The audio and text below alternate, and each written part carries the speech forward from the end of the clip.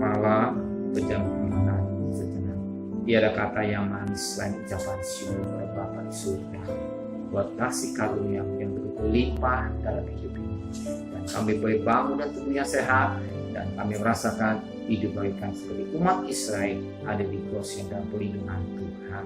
Terima kasih Bapa. Sebelum kami mengadakan akte Ismail, kami mengadakan mesbah keluarga, mesbah pribadi. Kami naikkan pujian penyembahan, kami rindu untuk mendengarkan firman-Mu.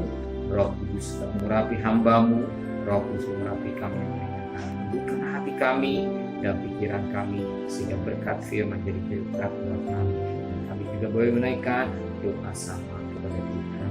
Terima kasih Bapa di surga, dan kami boleh menikmati kita bersama.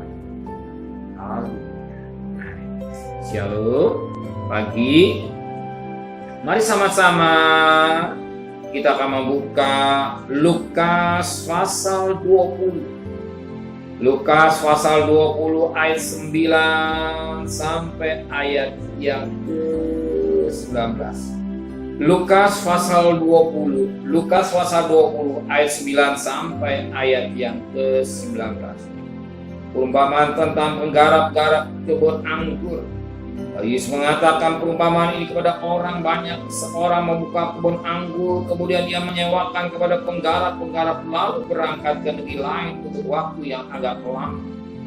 Ketika sudah tiba musimnya, ia menyuruh seorang hamba kepada penggarap-penggarap itu supaya mereka menyerahkan sebagian dari hasil kebun anggur kepadanya. Dan penggarap-penggarap itu memukul hamba itu dan menyuruhnya pulang dengan tangan hampa.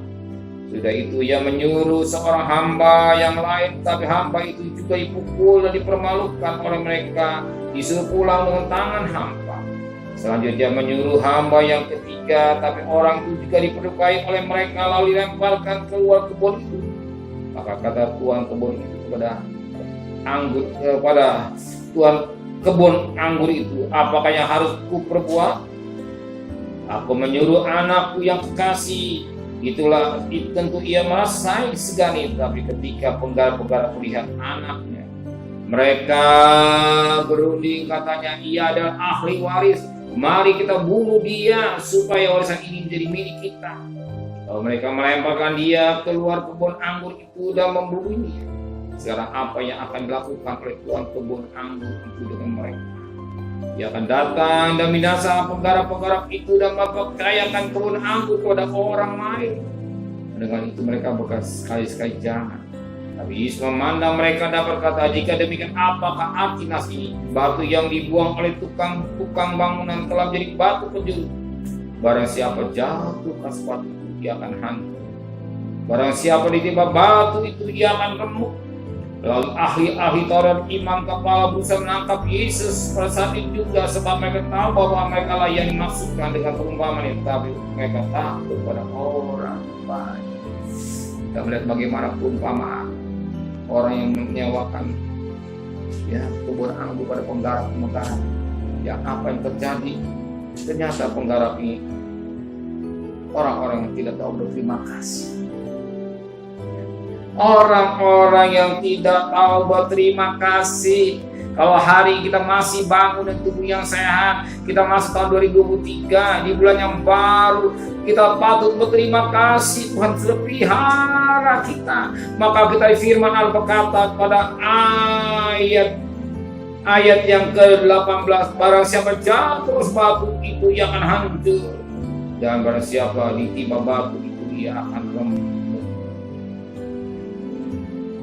Barang siapa jatuh atas batu, dia akan naik. Siapa batu itu? Kristus.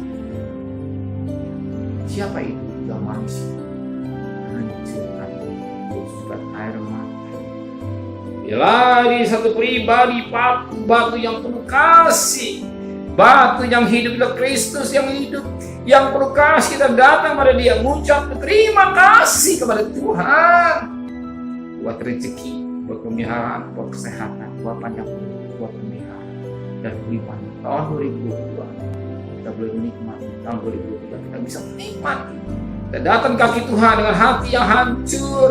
Pagi kita mengadakan mesbah keluarga pribadi dengan hati yang hancur, bersyukur pada Dia daripada kata firman Tuhan pada hari ini. tiba batu tidak akan hukuman Tuhan akan hukum kita mengenai kepada diri kita. Kalau kita datang kepada Tuhan sikap rendah. Kalau kita mencari Tuhan, kita datang dengan rendah hati mencari Tuhan dengan hati yang hancur, dengan beban, dengan karena kita bersyukur kepada Dia, bukan karena butuh uang baik tidak salah, tetapi kita bersyukur, kita bisa hidup, kita bisa berapa, anak-anak kita bisa ada dan segala-galanya Tuhan pelihara kita dalam 2022, 2023 kita merasakan kebaikan. Dan ada mesbah keluarga pribadi bersyukur bukan hukuman yang datang. Tapi syukur. Patut kami berterima kasih kepada Engkau buat kasih Tuhan yang begitu limpah dalam hidup kami. Tiada kata yang manis selain ucapan syukur kepada Engkau buat firman-Mu yang mengingatkan kami. Bukan kami tiba batu, kami datang di batunya hidup dalam Kristus. Berkati Bapak Presiden, Wakil Presiden, para Menteri, para Gubernur, para Bupati, para Wali Kota, para Camat, para Lurah, para RW, para RT, para medis, para relawan, para TNI, para Polri, bahkan mereka yang bekerja sedepan. Berkati mereka semua, hikmat yang dari Tuhan, pelihara keluarganya, pandemi bisa berubah jadi endemi Tuhan, dan yang sakit semakin habis, yang meninggal juga semakin habis, tapi yang sembuh semakin banyak. Dan negara kami, negara yang diberkati oleh Tuhan. Terima kasih Bapak, saudara kekasih. Terimalah berkat nikmat dari Allah Bapa, cinta kasih sayang dari Tuhan Yesus Kristus, dan berkat Roh Kudus nyertai saudara hari ini sampai Maranatha Tuhan Yesus datang. Yang cinta Dia katakan amin. Tuhan memberkati.